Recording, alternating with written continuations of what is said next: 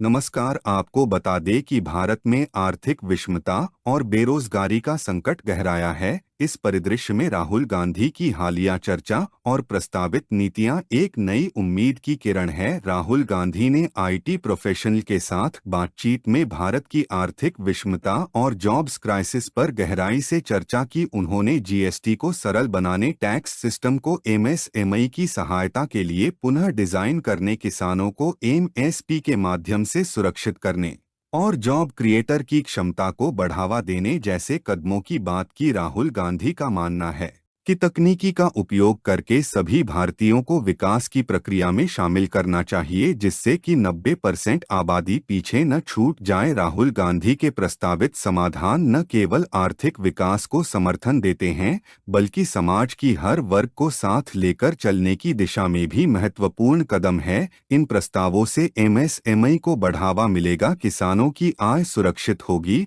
और जब मार्केट में सुधार होगा, तकनीकी और हाईटेक नेटवर्क्स के जुड़ाव से उत्पादन और रोजगार सृजन में नया आयाम आएगा। भारत में आर्थिक न्याय और समान विकास के लिए अपनी आवाज उठाएं। राहुल गांधी और उनकी टीम द्वारा प्रस्तावित परिवर्तनकारी नीतियों का समर्थन करें। तो आइए इनके साथ भारत जोड़ो न्याय यात्रा का हिस्सा। मेरा काम देश में नफरत को मिटाने का है, नफरत से लड़ने का है।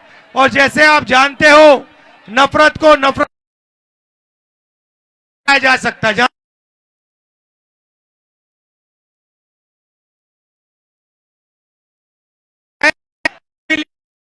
सबके दिल में मोहब्बत है, उसको पूरे देश में फैलानी। आपने प्रियंका जी ने अभी आपको कहा कि पेपर लीक हुआ और एग्जाम कैंसिल कर दिया, सुना आपने?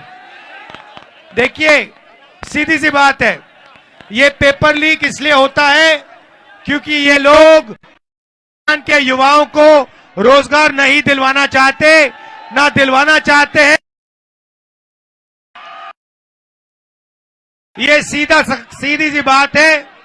ये पूरे के पूरे पब्लिक सेक्टर को प्राइवेटाइज करना चाहते हैं, अदानी को दिलवाना चाहते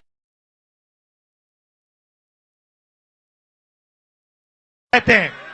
यहां पे आपसे 5-10 साल पढ़ाई करवाते हैं, उसके बाद जानबूझ के ये पेपर लीक करवाते हैं, पूरा का पूरा कैंसिल कराते हैं और फिर आपको रोजगार नहीं दिलाते। यही चल रहा है। छोटे बिजनेस को, छोटे मीडियम साइज बिजनेस को इन्होंने खत्म कर दिया। मुरादाबाद में ब्रास का बिजनेस हुआ करता था, उसको खत्म कर दिया। यहां पे क्या बिजनेस था पहले?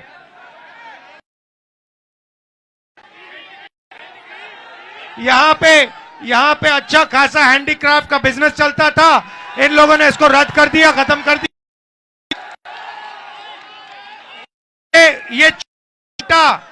ये 24 घंटा छोटे बिजनेस वालों को, हैंडीक्राफ्ट वालों को, कालीन वालों को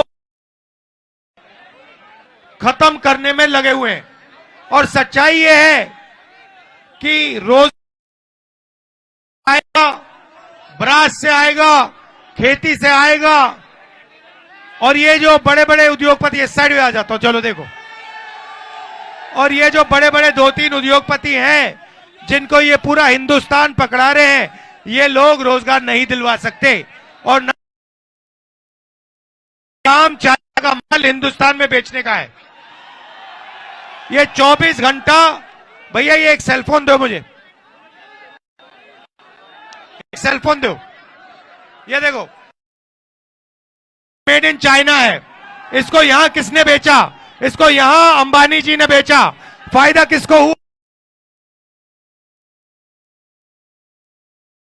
हिंदुस्तान के युवा का इसमें एक रोजगार नहीं है, एक रोजगार नहीं है। आप लोग इसको इस्तेमाल कर रहे हो, आपका पैसा इसको खरीदने में जा रहा है, मगर एक युवा को इसमें रोजगार नहीं मिला।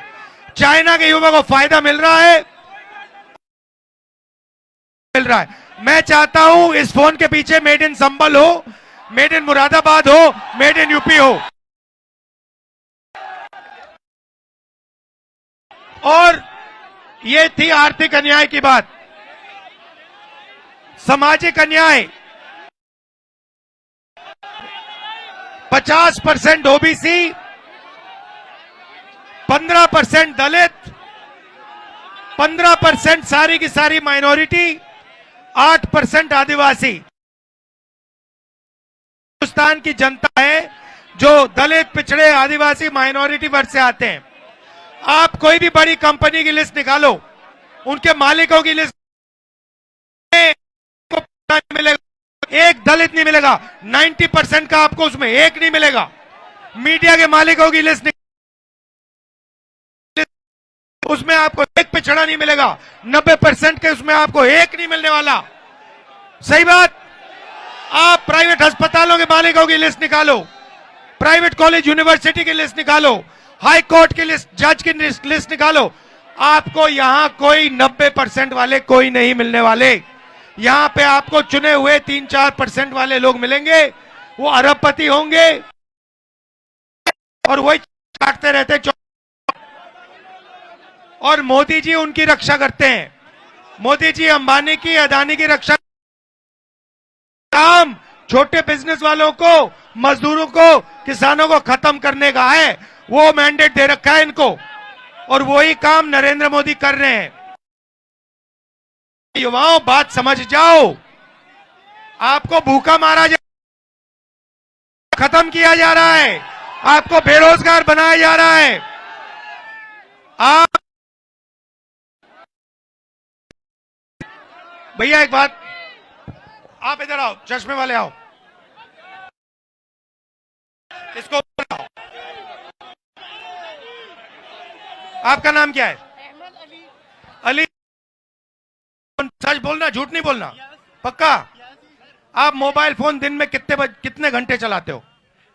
समथिंग कि यहाँ पे रोजगार। नहीं, मतलब जैसे व्हाट्सएप, मैसेज, वीडियो, रील, ये आप कितने घंटे देखते हो? 12 घंटे।